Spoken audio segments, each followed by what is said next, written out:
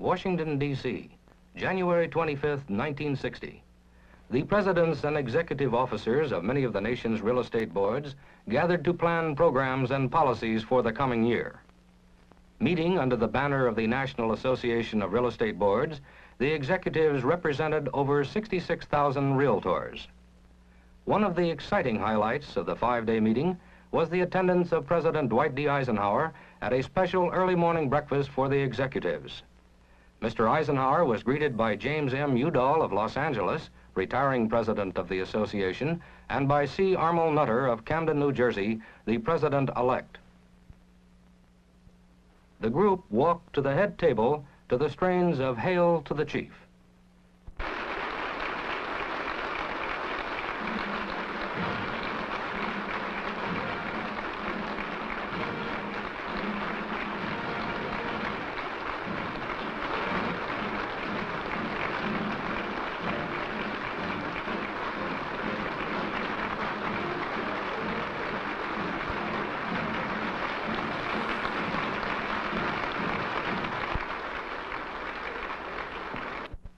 Mr. James M. Udall, known to realtors as the association's flying president, came to the microphone to introduce President Eisenhower. In his remarks, Mr. Udall spelled out the background of the association's recent activities, urging the members to take a full and active role. We wanted you to learn at first hand about many important activities which we hope you will carry out in your respective boards and state associations this year. But particularly, we wanted to tell you in detail about the decision reached in our convention that we should embark upon a nationwide program to help officials at all levels realize greater efficiencies and economies in government, and that this should be a continuing program, not just for 1 year. When we decided to proceed with these programs, I thought they might interest our nation's chief executive. I had enjoyed the opportunity to meet him earlier, and during the lengthy battle over the omnibus housing bill, our association stood with him solidly in the important principles he insisted upon when he twice vetoed this bill.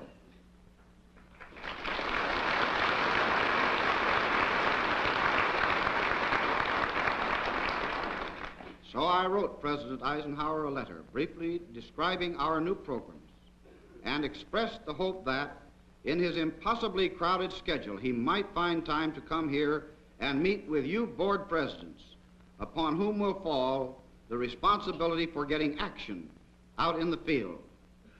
He honors us by his presence here this morning. Ladies and gentlemen, the President of the United States.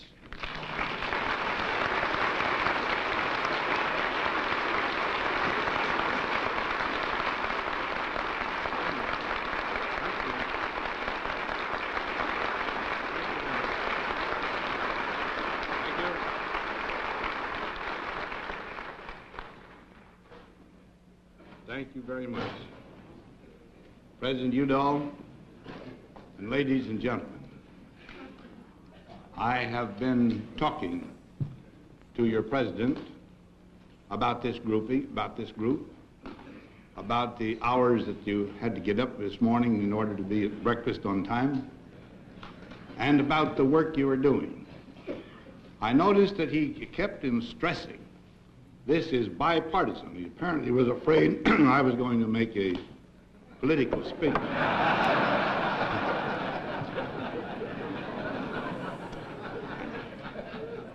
And you know I am.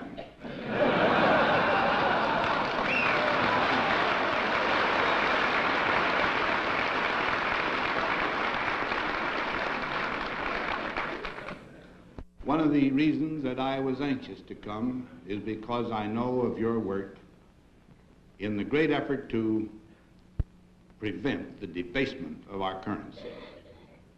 But I'm not going to talk about that kind of a program and the ones that are related to it particularly. What I want to talk about is something a little broader and a little deeper.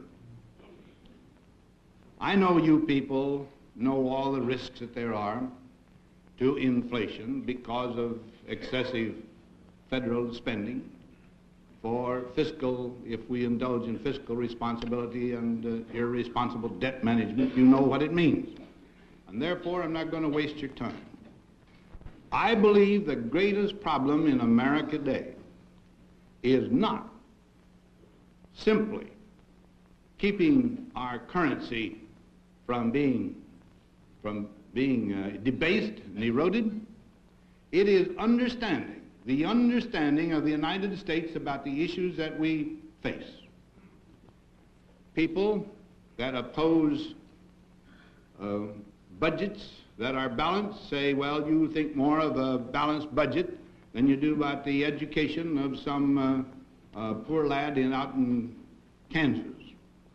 If you say anything about America's responsibility for giving real leadership in the world in order that we may have an opportunity to see that people want to see people follow the course of freedom, living in freedom, and maintain themselves against any kind of incursion from an atheistic philosophy, we see it attacked by saying giveaway programs.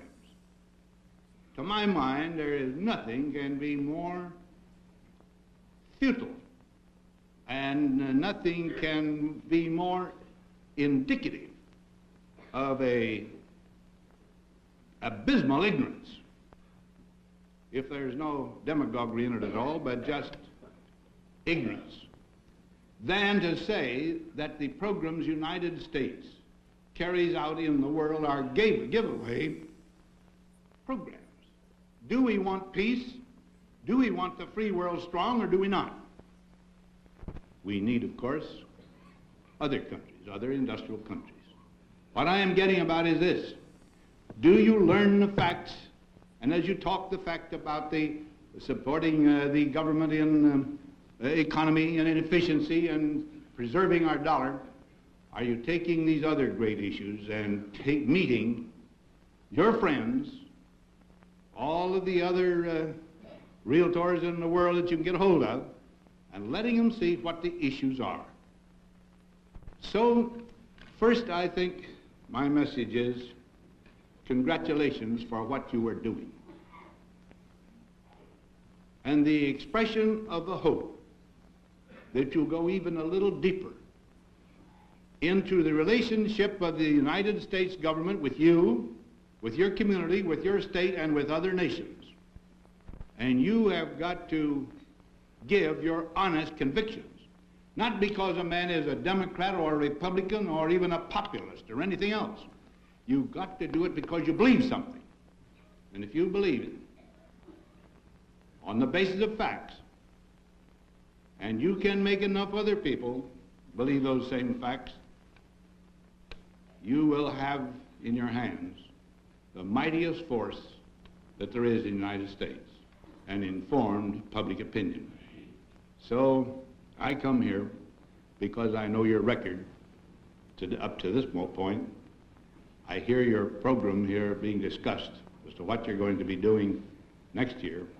And so I just come here to ask you work harder, deeper, wider, for one cause only, the United States of America. Thank you all very much indeed.